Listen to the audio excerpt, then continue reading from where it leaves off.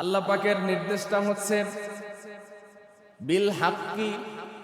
বিল হক মানে হচ্ছে যথাযথভাবে। যথাযথ শব্দের অর্থ হলো হুবহু। এটাকে টু দি পয়েন্ট বলা হয়।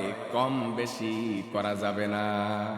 যেইভাবে ঘটনা ঘটছে সেইভাবে বলতে হবে, কম বেশি করা যাবে না।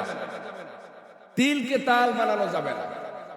সমাজের মানুষের ক্যারেক্টার হচ্ছে তিলকে তাল বানায় উপস্থাপন করা, তাই না? তো সত্যকে মিথ্যার সাথে সংমিশ্রণ করা যাবে না, অসত্য কথা উপস্থাপন করা যাবে না।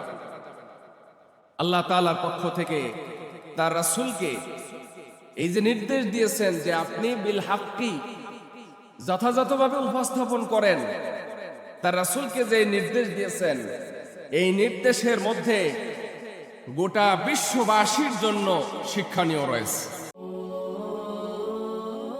আত্মাকোয়া চ্যানেল, সত্যের সন্ধানে।